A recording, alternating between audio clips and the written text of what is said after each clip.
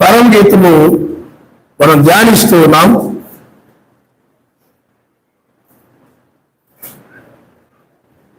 పద్నాలుగో వచనము మనము గత వారం మనం చూసాం. అందుట్లో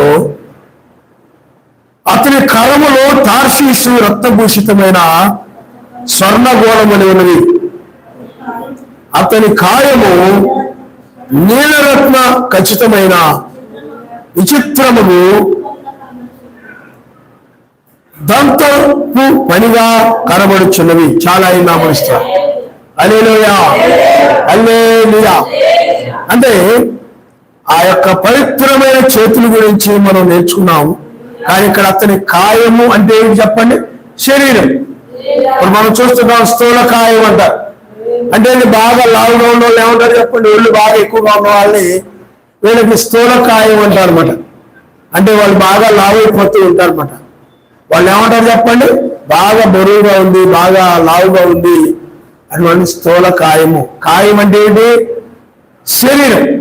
అంటే బరువు అయినటువంటి పెద్ద శరీరం కలిగిన వాళ్ళని స్థూల కాయం కలిగిన వాళ్ళు అంటారు. కాబట్టి కాయము అనగా శరీరము. అయితే ఇక్కడ ఆయన యొక్క శరీరం ఎలా ఉంది అని అంటే నీలరత్న ఖచ్చితమైన, అంటే నీలరత్నము అంటే నీలం అంటే ఏమి చెప్పండి? ఆకాశం. ఆ నీలరత్నం అని అంటే ఆకాశం. అది ఆకాశం యొక్క రంగు. నీలం అంటే ఏమి చెప్పండి? నీల మీద ఛాయ కలిగిన వాడు అంటారు కొంతమంది. అవునా? ఇక్కడ నీలము అని అంటే ఆ యొక్క బ్లూ కలర్ లో ఉండేటువంటి ఆకాశపు రంగులో ఉండేటువంటిది అనమాట ఆయన శరీరం. అంతేకాదు ఇంకా విచిత్రముకు దంతపు పరిగా కనబడుచున్నది.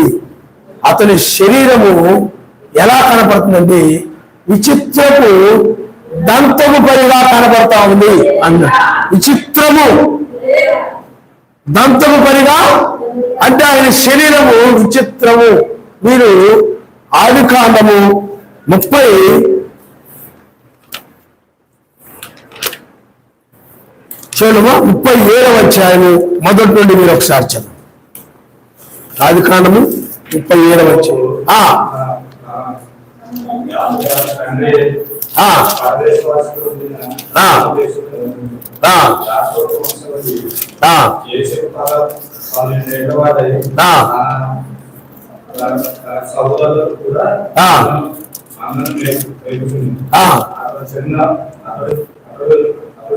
అతడు చిన్నవాడై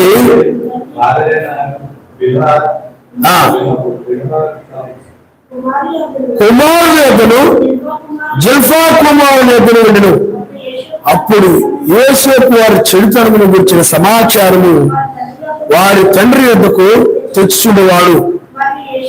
మరి యోసేపు ఇశ్రాయేలు వృద్ధాప్యమందు పుట్టిన కుమారుడు కనుక తన కుమారులందరికంటే ఎక్కువగా అతన్ని ప్రేమించి అతని కొరకు విచిత్రమైన నిలువుటంగిని కుట్టించెను. అతని సహోదరులు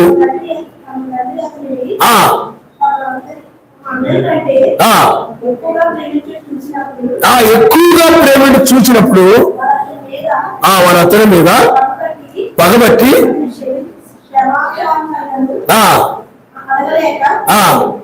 ఏమడగలేకపోతున్నారంట? సమాచారమైన ఒక కలగని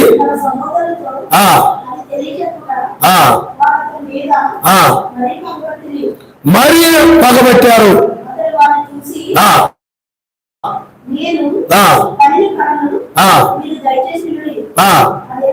అదేమనగా పనులు కట్టుచుంటుంది. నా పను లేచి నిలుచుండగా మీ పనులు నా పనులు చుట్టుకొని నా పనకు సాష్టాంగపడినని చెప్పును. అందుకు అతని సహోదరులు నేను నిశ్చయముగా మమ్మల్ని నిలదవా మా మీద నీవు అధికారిగా ఆయన అతనితో చెప్పి అతని కళలను బట్టి అతని మాటలను బట్టి అతని మీద మరింత పగబట్టి. అంటే ఆ అంగి ఏమని చెప్పండి, విచిత్రమైన అంగి ఎలా ఉన్నది అంటే అది విచిత్రమైనదిగా కనబడతా ఉంది. విన్నారా? మీరు ఇక్కడ కొంచెం జాగ్రత్తగా వినాలి, మీరు అలాగా కొంచెం జాగ్రత్తగా వినాలి. విన్నారా? విచిత్రమైనటువంటి అంగి అంటే దానికి ఎన్ని రంగుల అంగి అన్నమాట. రంగులతో కూడినటువంటి అంగి. దానికి ఎన్ని రంగులు ఉన్నాయంటే 7 రంగులు ఉన్నాయి. 7 రంగులతో కూడినటువంటి అంగీని పుట్టించాడనమాట. ఎందుకనంటే అతడంటే యాకోబుకి ప్రేమ. వృద్ధాప్యంలో పుట్టాడు కాబట్టి, ముసలితనంలో పుట్టాడు కాబట్టి, ఆ ముసలితనంలో పుట్టిన నా కుమారుని బట్టి అతడు యాకోబు యోసేపుని ఎక్కువగా ప్రేమించేవాడు. చూడండి, ఆ యోసేపుని ప్రేమించినప్పుడు వీళ్ళు ఏం చేశారంటే వాళ్ళు అతని మీద పగబట్టారు. అతని మీద ఏం చేశారంట? పగబట్టారు.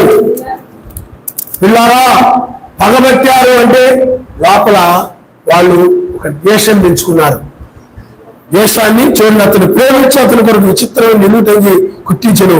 అతని సహోదరులు తమ తండ్రి అతన్ని అందరికంటే ఎక్కువగా ప్రేమించడం చూసినప్పుడు వారు అతని మీద పగబట్టి అతని క్షేమ సమాచారం కూడా, ఎలా ఉన్నావా, క్షేమంగా ఉన్నావా, తిన్నావా లేదా, బాగున్నావా, ఎలా ఉన్నావురా అని కనీసం ఆ పగన బట్టి ఏమి కూడా వాళ్ళు ఏం చేసేవాళ్ళు చెప్పండి, అడిగేవారు కాదు. ఎందుకనంటే ఎప్పుడైతే యాకోబు యోసేపుని ప్రేమిస్తూ ఉన్నాడో అప్పుడు ఈ యొక్క మిగతా సహోదరులందరూ కూడా ఏం చేసేవారంటే అతని మీద పగబట్టి ఆ యొక్క యోసేపుతో ఎవరు కూడా పెద్దగా మాట్లాడేవారు కాదు. యోసేపు మీద ఒక దేశము కలిగి అతని క్షేమ సమాచారాన్ని ఏమి తెలుసుకునే వాళ్ళు కాదు, ఏం పట్టించుకునే వాళ్ళు కాదు. అందువల్ల యోసేపు అక్కడ ఒక అన్ని విచిత్రమైనటువంటి, ఇందాక మనం పరమగీతంలో చూసాం, విచిత్రమైన దంతపు ఏమండి పనిముట్టు అనే, కాబట్టి విచిత్రమైనటువంటి. అందుకని ఆయన శరీరము ఎలా ఉందంటే నీలముతో ఉంది. ఇక్కడ యోసేపు యొక్క వస్త్రం, యోసేపు మీద కూడా విచిత్రమైన, అలాగే పరమగీతంలో కూడా ఏమిటంటే విచిత్రమైన దంతపు కనబడతా ఉంది అక్కడ. కాబట్టి ఆయన శరీరము ఆ తర్వాత విచిత్రమైన దంతపు. అలాగే ఇక్కడ కూడా యోసేపు యొక్క శరీరాన్ని ధరించుకోవడానికి, కప్పుకోవడానికి ఆ వస్త్రం అనేటువంటిది తండ్రి పుట్టించిన వస్త్రం ఏంటంటే అతని పరిస్థితిని బట్టి. ఎందుకంటే పిల్లారా, ఇప్పుడు వృద్ధాప్యంలో కాకుండా యవనస్తులుగా పుట్టిన వారు అనుకోండి, యవనస్తులు వయసులో పుట్టినారు అనుకోండి, అప్పుడు ఆ యవన కాలం దగ్గర నుండి అలాగా ప్రేమిస్తూ వస్తున్నారు వాళ్ళు. మీకు అర్థమైనా? ఎవరిని మిగతా వాళ్ళందరూ కూడా. కానీ వీళ్ళు యోసేపు ఎక్కడ పుట్టాడు? చివరి సమయంలో పుట్టాడు.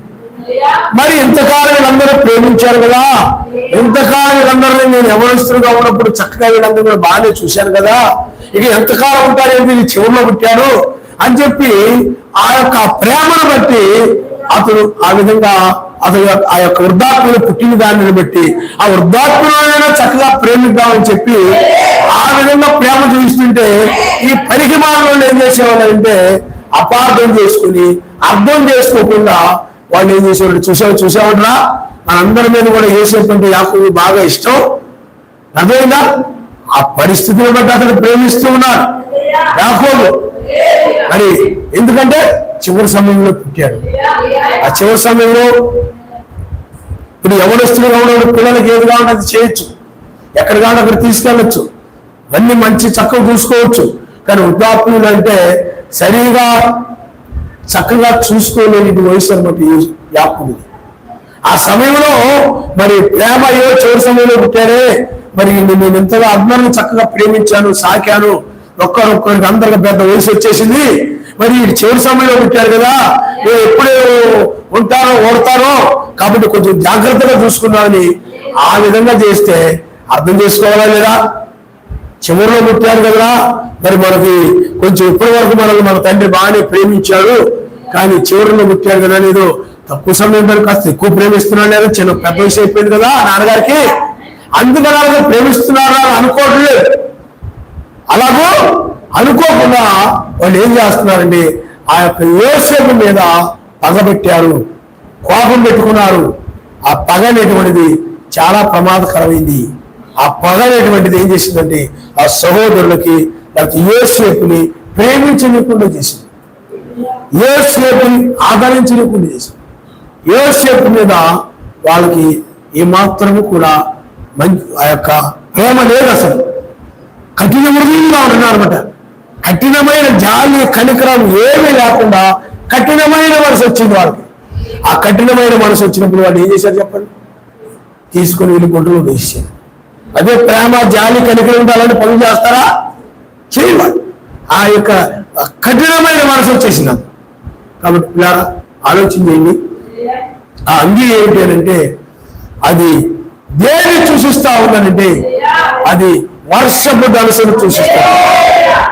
దేన్ని సూచిస్తుంది చెప్పండి? ఆ వర్షాకాలంలో వర్షపు ధనస్సు అంటే మనకు తెలిసి బాణాలు వేసేటప్పుడు ఆ ధనుసు ఉంటుంది, బాణం ఉంటుంది. ఆ బాణము ఇలా ఆ ధనుస్సు ఇలా ఉంటుంది అనమాట.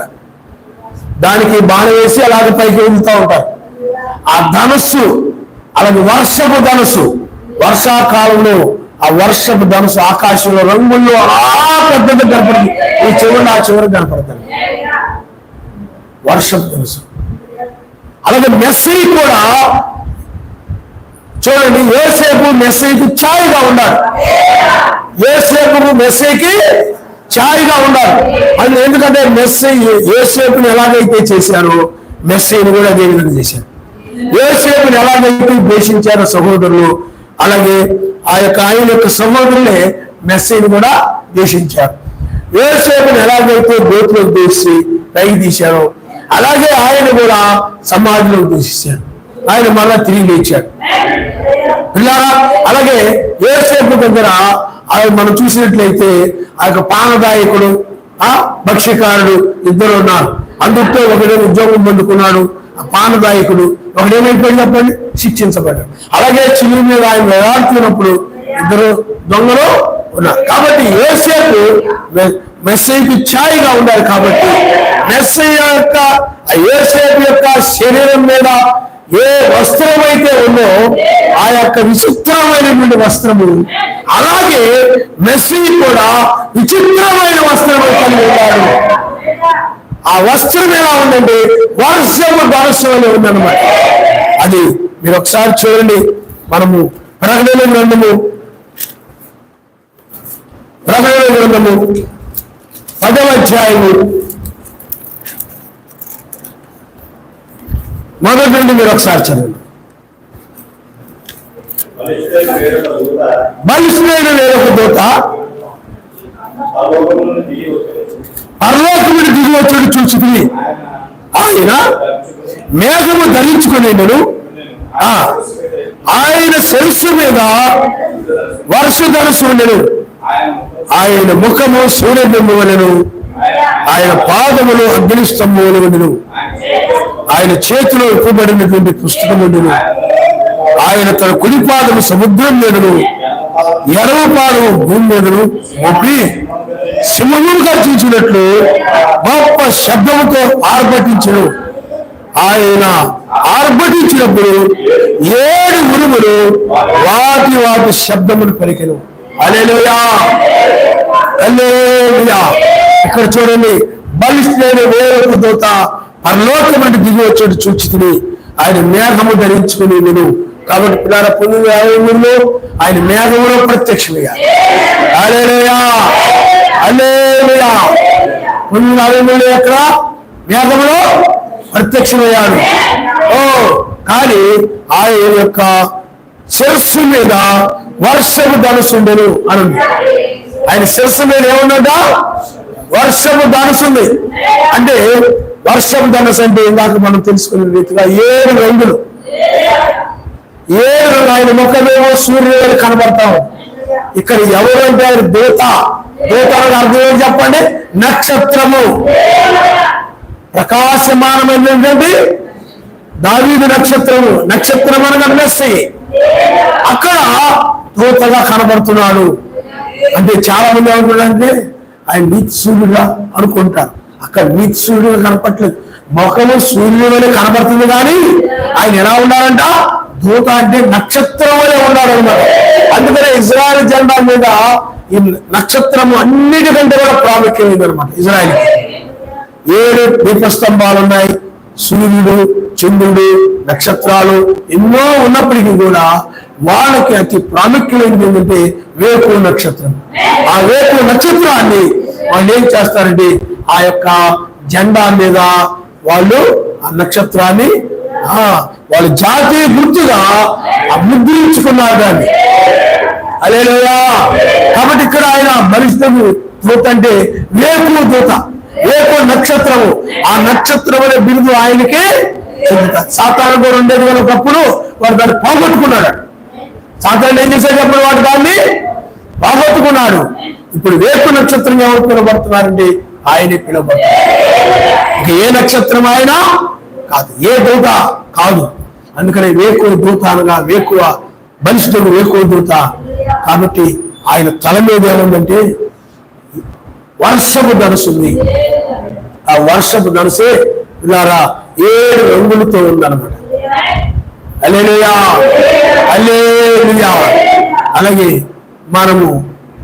మీరు ఆదికాండము 9వ అధ్యాయం, దీని గురించి మళ్ళా తర్వాత మనం చూద్దాం కొంత. మనం ఆదికాండము 9వ అధ్యాయం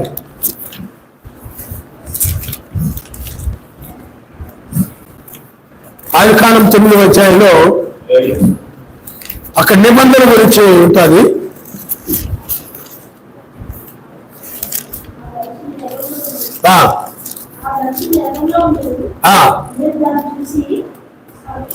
చూడండమ్మా, 9వ అధ్యాయంలో వచ్చింది. మరియు సర్వశక్తిమంతుడు నోవహు కుమారుడితో, ఇదిగో నేను మీతోను మీ తదనంతరము సంతానముతోను మీతో కూడా ఉన్న ప్రతి జీవితోను, పక్షులేమి పశువులేమి, మీతో కూడా సమస్త భూజంతువులేమి, ఓడలో నుండి బయటకు వచ్చిన సమస్త భూజంతువులతోనూ నా నిబంధనను స్థిరపరుస్తున్నాను. నేను మీతో నా నిబంధన స్థిరపరచుదును. సమస్త శరీరులు ప్రవాహ జలముల వలన ఇకను లయపరచబడరు. భూమిని నాశనము చేయుటకు ఇకను జల ప్రవాహము కలుగుదని పలికెను. మరియు సర్వశక్తిమంతుడు నాకును నీకును మీతో కూడా ఉన్న సమస్త జీవరాజులకు మధ్య నేను తరతరములకు ఏర్పరుచున్న నిబంధన గుర్తు ఇదే. మేఘములో నా ధనస్సును ఉంచుతుంది. అది నాకును భూమికి మధ్య నిబంధనకు గుర్తుగా ఉండడు. భూమికి పైకి నేను మేఘమును రప్పించినప్పుడు ఆ ధనస్సు మేఘమును కనబడును. అప్పుడు నాకును మీకును సమస్త జీవరాజుల మధ్య ఉన్న నా నిబంధనను జ్ఞాపకం చేసుకుందును. కనుక సమస్త శరీరులు నాశనము చేయుటకు అలాగే ప్రవాహంలో నీళ్లు రావు. ఆ ధనస్సు మేఘములో ఉండును. నేను దాన్ని చూచి సర్వశక్తిమంతునికి భూమి మీద ఉన్న సమస్త జీవరాశులకు ప్రాణము గల ప్రతి దానికి మధ్య ఉన్న నిత్య నిబంధనలు జ్ఞాపకము చేసుకుంటున్నాను. మరియు సర్వశక్తిమంతుడు నాకును భూమి మీద ఉన్న సమస్త జీవరాశులకు మధ్య నేను స్థిరపరిచిన నిబంధనకు గుర్తు అదే అని నోవహుతో చెప్పిన ఆయన నామిస్తారు. కాబట్టి ఆ వర్షపు ధనుసు దేని సూచిస్తా ఉందంటే నిబంధనకు గుర్తుగా ఉందన్నమాట. ఆ వర్షపు ధనుసును మనం ఆయన చూసినప్పుడు ఏం చేస్తాడంటే మరలా ఈ లోకాన్ని అంటే ఆ వర్షపు ధనుసును చూసినప్పుడు ఆయన నిత్య నిబంధన జ్ఞాపకం చేసుకుంటారంట. అబ్రాహాముతో చేశాడు నిబంధన, ఏమండి ఒక నిత్య నిబంధన. ఆ నిబంధనని ఎందుకంటే అబ్రాహాముకు సంతానం ఇస్తాను, వారికి ఒక దేశాన్ని ఇస్తాను, అంత వాగ్దానం చేశాడు ఆయన. ఆ నిబంధన జ్ఞాపకం చేసుకుని ఆయన ఏం చేస్తాడంటే మరలా సమస్త శరీరంలో ఆయన మరలా నాశనం చేయడం అన్నమాట. అందుకని ఏమన్నాడు, అప్పుడు నాకును నీకును సమస్త జీవరాశుల మధ్య ఉన్న నా నిబంధన జ్ఞాపకం చేసుకుంటుంది కనుక సమస్త శరీరంలో నాశనం చేయుటకు అలాగూ ప్రవాహము నీళ్లు రావు. సమస్త జనులను నాశనం చేయుటకు అలాగే ప్రవాహము నీళ్లు నీక రావు అని చెప్పాడు. దాన్ని జ్ఞాపకం చేసుకున్నప్పుడు ఆయన ఏం చేస్తాడు చెప్పండి, మరలా అంటే ఆ వర్షము ధనుసు కనబడినప్పుడు ఆ వర్షము ధనుసును చూసి నిబంధన జ్ఞాపకం చేసుకుని, అందుకని అదేమైనది నిబంధన ఏమన్నమాట వర్షపు ధనుసు అండి. దాన్ని చూసి ఆయన ఏం చేస్తాడంటే నేను వీళ్ళతో నిబంధన చేశాను కదా అని చెప్పి దాన్ని బట్టి వాళ్ళు నాశనం చేయకుండా ఉంటారు. అందుకని ఆ లోకాలను ముందు నిబంధన లేదు, మీకు అర్థమైందా? అందుకని నిబంధన చూసినప్పుడు ఆయన ఏం చేస్తారు, అబ్రాహాముతో చూశాడు నిబంధన, మరలా ఇక్కడ ఏం చేస్తాడంటే నిబంధన, నేను ఆ వర్షపు ధనుసును చూసినప్పుడు నేను మరలా మిమ్మల్ని నాశనము చేయను, ఎందుకంటే నేను మిమ్మల్ని నాశనము చేయను. ఆ ధనుసును చూసి, ఆ వర్షపు ధనుసును చూసి నేను నాశనము చేయను అని చెప్పాను. హల్లెలూయా. కాబట్టి అందువల్ల ఆ గుర్తు, ఆ ధనుసు యొక్క గుర్తు, అది నిబంధనకు గుర్తు, ఆ ధనుసుకు గుర్తు. ఇక్కడ కూడా మెస్సయ్య కూడా ఏం చేశాడంటే ఆ యొక్క మన దగ్గరకు వచ్చే సెకండ్ కమింగ్ లో రెండవసారి అది 963 ఏం చేశాడంటే మేఘంలో దర్శనమిచ్చాడు, మేఘంలో దర్శనమిచ్చాడు. కానీ ఇప్పుడు ఆయన నిబంధన దూతగా ఆయన రంగం మీదకి వచ్చాడు. ఆయన మేఘంలో దర్శనం ఎందుకంటే ప్రకటన 10:1 1963లో మేఘములో ఆయన వచ్చి 7 దూతలు వచ్చి ఆ యొక్క ముద్దల గురించి బయలుపరిచి ఆరోహణమైనప్పుడు ఆ మేఘము రూపుదాల్చిందనమాట. అది ప్రకటన 10:1 నెరవేరింది. ఇప్పుడు ఆయన 1996లో నిబంధనతో వచ్చారన్నమాట. హల్లెలూయా, హల్లెలూయా. ఇప్పుడు నిబంధనతో, ఆ నిబంధనకి వర్షపు ధనుసు. అందుకనే పిల్లారా ఆ నిబంధన అనేది ఇప్పుడు ఆ యొక్క ఆయన శిరస్సు మీద కనబడతా ఉంది. కానీ భిన్నం గారు ఏం చెప్పారంటే ఆ నిబంధన 7 రంగులు 7 సంఘకాలములు ఛాయగా ఉన్నాయని చెప్పారు. 7 సంఘకాలకి కాబట్టి 7 సంఘకాలు, అందుకనే పిరమిడ్, విశ్వాసము, సద్గుణము, జ్ఞానము, ఆశానిగ్రహము, సహనము, దైవభక్తి, సహోదర ప్రేమ. ఇక్కడ 7 సద్గుణాలు కనబడుతున్నాయి. ఆ 7 సద్గుణాలు కూడా 7 రంగులై ఉన్నాయి అన్నమాట. 7 రంగులుగా ఉన్నాయి.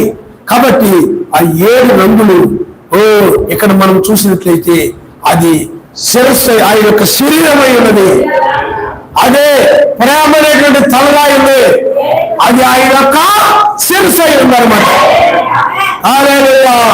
అంటే యోసేపు ఎలాగైతే అంగీని ధరించుకొని ఉన్నాడు, ఈయన కూడా ఒక వస్త్రము విచిత్రమైన అంగీని ధరించుకొని ఉన్నాడు. ఆ అంగీ ఏమిటంటే విశ్వాసము, సద్గుణము, జ్ఞానము, ఆశానిగ్రహము, సహనము, దైవభక్తి, సోదర ప్రేమ, 7 సద్గుణాలు. అలాగే 8 వేకు నక్షత్రము. ఆయన దూత, నిబంధన దూత, ఆయన తలరాయి.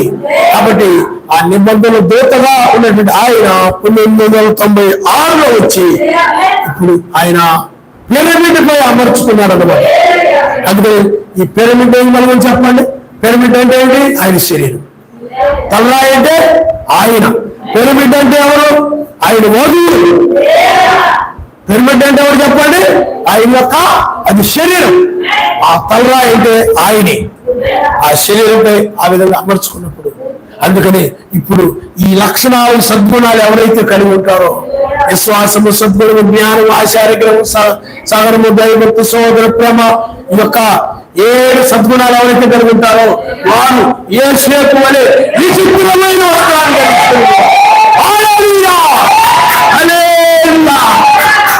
మనకు ఇప్పుడు అలాంటి యోసేపు ఏంటంటే ప్రకృతి సంబంధమైనటువంటి వస్త్రం, ఇదేంటంటే ఆత్మ సంబంధమైనటువంటి వస్త్రం. యోసేపు ధరించుకున్న వస్త్రము కన్నులకు కనబడే వస్త్రం, అది దృశ్యమైనటువంటి వస్త్రం. ఇదేమో అదృశ్యమైన వస్త్రం. హల్లెలూయా హల్లెలూయా. ఆ తర్వాత తలరాయనగా ఆయనే, తలరాయనగా ఆయన. అందుకని 2 దగ్గర నుండి 1996 నుండి నెరవేరుతున్నాయి అన్నమాట. అర్థమైందా? 96 నుండి. ఓ పిల్లారా చూడండి, ఆయన మేఘము ధరించుకొని 1963లో. ఆ తర్వాత ఆయన యొక్క శిరస్సు మీద వర్షపు ధనుసు ఉన్నది. ఓ వర్షపు ధనుసు అంటే నిబంధనతో తెలియచేస్తా ఉంది. ఆ తర్వాత ఆయన ముఖము సూర్యుని వలె ఉన్న దూతముంటే రేపు జామును ప్రత్యక్షమైన మెస్సయ్య యొక్క ముఖము సూర్యుని వలె ఉంది. ఆయన చేతిలో ఒక పుస్తకం ఉంది, అదేంటంటే వెప్పబడిన పుస్తకం అంటే ఆయన 1963లో ఆయన ముద్రలు ఏం చేశాడు చెప్పండి, ఆయన విప్పాడు. ఆ ముద్రలు విప్పి 1963లో ముద్రలు ఏం చేశాడు చెప్పండి, ఆయన విప్పాడు. విప్పి 96కు వచ్చేటప్పటికి విప్పబడిన పుస్తకంతో వచ్చారన్నమాట. హల్లెలూయా హల్లెలూయా. 1996కు వచ్చేటప్పుడు ఆయన ఏం చేశాడు చెప్పండి, విప్పబడిన పుస్తకం మేఘంలో వచ్చాడు. 1993లో తెల్లని మేఘం అగ్నిమేఘంగా మారుతుందని చెప్పాడు. పరిచయం మారిపోతుంది. 95లో మారిపోయింది పరిచయం. ఆయన 95లో ఉల్లిముత్తు మేఘంలో కిందకు వచ్చాడు. ఇప్పుడు ఎలా వచ్చాడు ఆయన వదిలి తీసుకెళ్ళడానికి? 7వ దూత పలుకు దినముల్లో మరణంలోని కూడా మరణము సమాప్తంలో ఉంది. అందువల్ల 7వ దూత కాలంలోనే ఆ 7 ముద్రలు ఆయన ఏం చేశాడు చెప్పండి, సంఘకాలములు ఆ 7 ముద్రలు ఆయన పరిచయంలో ఇవ్వబడ్డాయి. అదే విమోచన పుస్తకం అన్నమాట. 7వ ముద్ర అంటే 7 ముద్రల పుస్తకం అంటే అది విమోచన పుస్తకం అన్నమాట. 7 ముద్రలు, ఆ 7 ముద్రలు ఇప్పాడు కాబట్టి ఎక్కువైన పుస్తకంలో వచ్చారు. విప్పాల్సిన ఏమీలో వచ్చాడు. ఇప్పుడు ఆయన వచ్చాడు కాబట్టి ఆయన రాకడే 7వ ముద్ర. హల్లెలూయా. సంఘానికి అర్థం కాక 1960లో చేశాడు ఆయన ఇలా అన్ని ముద్రలు ఇవ్వబడ్డాయి. 7వ ముద్ర కూడా ఇవ్వబడిపోయింది. అప్పుడే రాక సరిపోయింది అని అంటున్నారు. కాదు, ఇప్పబడిన పుస్తకంతో వచ్చి ఒక పాదమునేమో మన దగ్గర మోపాడంటే వేదులకి లోకానికి మధ్య మోపాడు రక్షించడానికి. ఇంకో పాదమేమో రోమ్, అదే ఎర్ర సముద్రం అంటారు. అదే రోమన్ క్యాథలిక్ సంఘం కూడా రక్తం వచ్చాక మత్తులైనటువంటి సంఘం అయింది ఆ రోమన్ క్యాథలిక్ సంఘం అని. కాబట్టి విచిత్రమైన అంగీ కూడా మనం కూడా కలిగి ఉన్నాం. ఆయన హల్లెలూయా హల్లెలూయా. అవేమిటి చెప్పండి? 7 సద్గుణాలు. ఆ రంగులేమి చెప్పండి? 7 విశ్వాసము, సద్గుణము, జ్ఞానము, ఆశానిగ్రహము, సహనము, దైవభక్తి, సహోదర ప్రేమ. 8లో ఆయన ఎక్కువబడిన పుస్తకంతో వచ్చాడు. ఎక్కువబడిన పుస్తకంతో వచ్చాడు. ఏం చేస్తున్నారు చెప్పండి? విప్పి ఆ మర్మాలు చెప్పడానికి కాదు, ఆయన పుస్తకాన్ని విప్పాడు. ఆ రాక, అది 7వ ముద్ర అంటే ఆ రాకని చెప్పాడు కానీ అయితే పూర్తిగా దాని గురించి చెప్పలేదు. ఆయన వచ్చేప్పుడే బయలుపరచబడతాను విధానం. కాబట్టి ఇప్పుడు వచ్చాడు. వచ్చిన తర్వాత ఇప్పుడు ఎందుకు వచ్చాడు? మనం తీసుకుని వెళ్ళడానికి, ఇద్దరితో రక్షించడానికి ఆయన. హల్లెలూయా హల్లెలూయా. కాబట్టి ఇప్పుడు మనం ఎత్తబడే సమయంలో ఉన్నాం. ఆమేన్. కాబట్టి ఇప్పుడు నేను కూడా ఆ యోసేపు వలె అంగీలను ధరించుకుని ఉన్నాను. ఇక్కడ మరి ఆది కాలంలో మనం ఏం చేసేది చెప్పండి? ఆ రంగులు, ఆ వర్షము ధనుసును చూసి ఆయన ఏం చేస్తాడంట? ఇంకా ప్రవాహజలములు ఇంకా నాశనం చేయడానికి ఇంకా అంటే ఆ నిబంధన, ఏ నిబంధన? వాళ్ళకు ఒక దేశాన్ని ఇస్తానని, ఆ నిబంధన అలాగే వాళ్ళని ఆ యొక్క దేశంలో చేరుస్తానని, వాళ్ళ తండ్రిగా ఉంటానని, వాళ్ళు నాకు పిల్లలుగా ఉంటారని నిబంధన చేశాడు.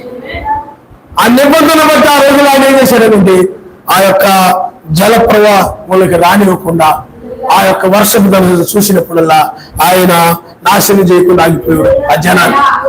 ప్రపంచంలో నలుగురికైనా చెదరగొట్టాడు కానీ నాశనం చేయలే ఆయన. ఇది అర్థమైందా?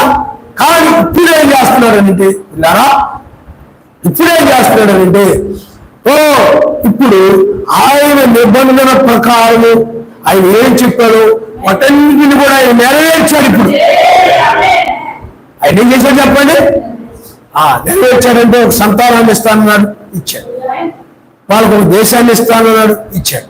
వాళ్ళ ప్రపంచం వెళ్ళి చెదరగొట్టబడతారన్నాడు, చెదరగొట్టబడి మళ్ళీ కూర్చోబడతారన్నాడు, కూర్చోబడ్డారు. అలాగే అన్ని జనుల్లో మనల్ని కూడా తన కోసం ఒక జనాంగాన్ని ఏర్పరచుకుంటానన్నాడు, ఏర్పరచుకున్నాడు. అబ్రహాం సంతానంగా పిలువబడతారన్నాడు, పిలువబడతారు. మరి వాళ్ళకు దేశాన్ని ఇస్తాను వాగ్దానం చేశాడు. మరి మనకు కూడా వారికి కూడా ఆ దేశం అంటే అది స్థిరమైన దేశం, అది రాబోయే ఋషులు ఇంతకు ముందు ఇచ్చాడు. కానీ వాళ్ళు ఏమైపోయారు చెప్పండి? అది వాళ్ళు పిల్లారా ఆయన చిత్త ప్రకారం నడవడం వల్ల, ఆయన వాక్య ప్రకారం నడవడం వల్ల ఇప్పుడు ఆ దేశం ఏమైపోయిందంటే అన్ని జనులు చేత తొక్కబడతా ఉన్నారు. హల్లెలూయా, హల్లెలూయా. ఇప్పుడు ఆ యొక్క నిబంధనలు జ్ఞాపకం చేసుకుని ఆ నిబంధనలు చూసి ఆయన ఏం చేస్తాడంటే నా ప్రవాహ జలమును నాశనం చేయడానికి రావు అన్నాడు అన్నమాట. ఎవరైతే ఆ నిబంధన కింద లేరో వారందరూ కూడా నాశనం చేయబడతారని అర్థం అన్నమాట. ఇప్పుడు మనం ఆ నిబంధన కింద ఉన్నాం. ఆ యొక్క విచిత్రమైన వస్త్రమును ధరించుకొని వేసేపల్లి మనం ఉన్నాం. కాబట్టి ఇప్పుడు మనం ఏం చేస్తామంటే రాబోయే ఉగ్రత నుండి ఈ నిబంధన అనేటువంటిది మనం ఏం చేస్తాం చెప్పండి? రక్షిస్తా ఉంది ఆయన.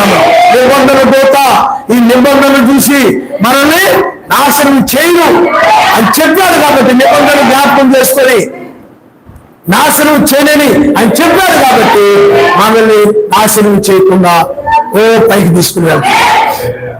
హల్లెలూయా, హల్లెలూయా. కాబట్టి మరి మిగతా లోకం సంగతి ఏంటి? మిగతా వాడి పరిస్థితి ఏంటయా అంటే ఈ 2000 సంవత్సరాల సువార్త ప్రకటించాడు, అయినా కూడా వాళ్ళ నిబంధన కిందకి రాలేదు. ఈ వస్త్రములు ధరించుకొని ఈ విచిత్రములు అంగీని ధరించుకోవడానికి వాళ్ళు రాలేదు. లోకమంతా కూడా ఆయన నామాన్ని తిరస్కరించింది. 7 సంఘకాలములు 7 దూతల్ని తిరస్కరించిన వారు అన్నారు. 7 సద్గుణాలు ఇలా ఆయన యొక్క సద్గుణాలు తిరస్కరించిన వారు అన్నారు. లోక సంఘాలన్నీ ఆయన రక్తాన్ని తిరస్కరించాయి. కాబట్టి ఈ సంఘాలన్నీ కూడా ఆ నిబంధన కింద లేవు. అందుకనే ఆ నిబంధన చేసి చూడండి ఇక్కడ ఏం చెప్తున్నాడు?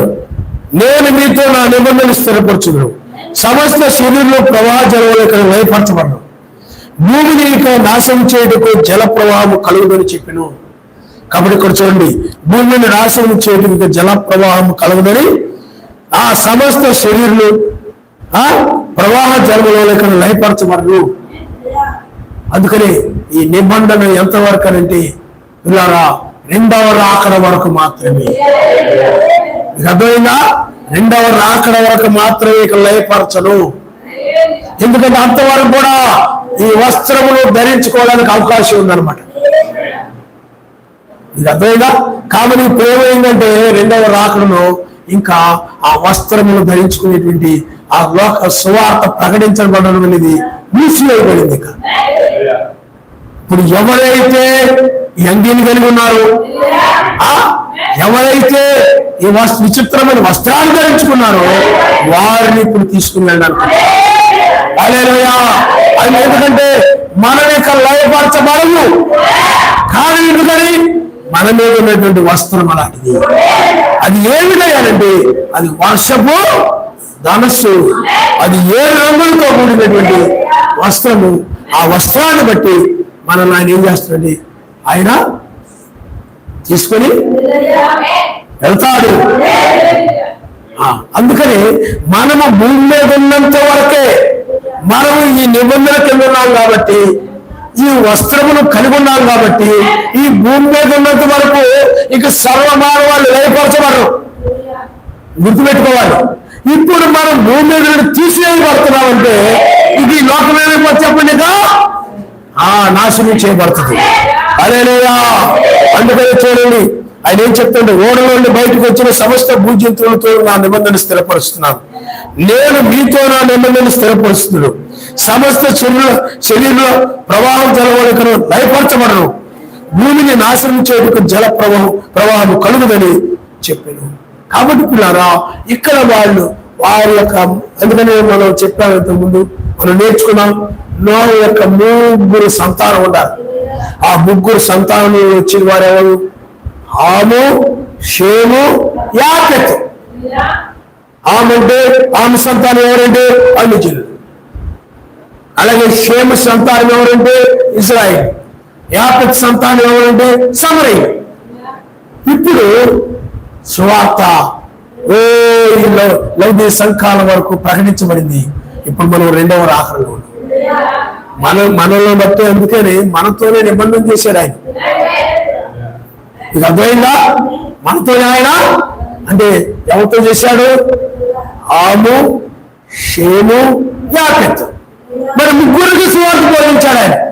మొదటి రాకడలో యూదులకి, ఇజ్రాయిల్కి బోధించాడు. 2వ కాలంలో అన్ని జనులకి సువార్త బోధించాడు. ఇంకా అందరూ కూడా ఆయన నిబంధనల కిందకు వచ్చారు. ఇప్పుడు మనల్ని ఆయన తీసుకుని వెళ్ళే సమయం. ఇప్పుడు మనల్ని నిబంధన కలిగిన మనల్ని పైకి తీసుకెళ్ళిపోతే ఇంకే భూమి మీద ఎవరు చెప్పండి? లయపరచబడినది ఏమిటి? లయపరచబడిన తప్ప మరేది? ఎందుకంటే మనం నిబంధన జనులము, నిబంధన జనాంగమై ఉన్నాము. మనల్ని చూడని నిబంధన కింద ఉన్నంత కాలము, మనం ఈ నిబంధనలతో భూమి మీద ఉన్నంత కాలము సర్వ శరీరులకి ఏ లయపరచబడకుండా, నాశనం చేయబడకుండా అలాగుండాలి. ఇప్పుడు మనం తీసుకుని వాళ్ళకి వచ్చారు. మనం వెళ్ళిపోతే ఏమని చెప్పండి, ఇక్కడ నిబంధన కలిగిన వాళ్ళు లేరనుకోండి, నిబంధన జనాంగం లేరనుకోండి, ఇది భూమి మీద ఏమని చెప్పండి, సర్వశరీరులకి ఆయన నాశనం చేయడమే ఉంటుంది. హల్లెలూయా. అందుకని ఇప్పుడు మనము నిబంధన జనులు. మనము ఆ వస్త్రము చెమ్ములు కలిగినటువంటి, ఆ వస్త్రములు విచిత్ర వస్త్రాన్ని కలిగినటువంటి మనము నిబంధన జనులు ఉన్నాం కనుక మనము ఆరోహణమయ్యే సమయం. ఎందుకంటే లోకాలం దగ్గర నుండి 2వ రాకడ వరకు కూడా నిబంధన జనులు ఉన్నారు కాబట్టి, వర్షపు ధనస్సుని కలిగి ఉన్నారు కాబట్టి, అందువల్ల ఆయన నాశనం చేయకుండా సర్వలోకాన్ని విడిచిపెట్టాడు. ఆయన సర్వశరీరులు ఏం చేయలేదు చెప్పండి? లయించలేదు మన నిమిత్తమై.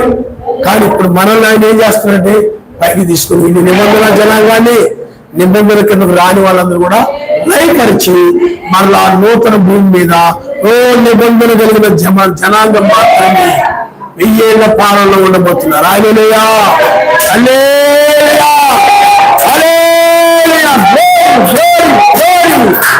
హల్లెలూయా. ఆ 1000 ఏళ్ల పాలనలో మనము ఇంకా అక్కడ సువార్త బోధించడం ఉండదు, పాపులు ఉండరు, అద్భుతాలు ఉండవు, స్వస్థతలు ఉండవు. అక్కడ ఏమి ఉండదు, ఏమి అవసరం లేదు. అదేగా సముద్రాలు ఆయన్ని చేయడం, సూర్యుని నలుపుగా చేయడం, చంద్రుడిని నల్లగా, ఆ సూర్యుని నలుపుగా చేయడం, చంద్రుని రక్తవర్ణంగా మార్చడం, ఇంకా అలాంటి ఏమి అక్కడ అద్భుతాలు, రోగులు స్వస్థపడడం, చనిపోయిన లేపడం, 1000 ఏళ్ల పాలన లాంటి ఏమి ఉండవు. అక్కడంతా కూడా అమర్చితం అన్నమాట. నిబంధన జీవులు ఇంకా ఆ విధంగా లయపరచబడకుండా తప్పించుకుంటారు. హల్లెలూయా, హల్లెలూయా. ఎందుకంటే ఆ నిబంధన 2వ రాకడతో ముగిస్తుంది కాబట్టి. ఆయన చేసే నిబంధన ఏమైపోతుంది చెప్పండి? మరి నేను 2వసారి వచ్చి నేను మిమ్మల్ని రక్షిస్తాను, మళ్ళీ వాళ్ళకు ఒక శాశ్వతమైన దేశాన్ని ఇస్తాను, వీళ్ళు యాత్రికులు, పరదేశులు చెప్పారు.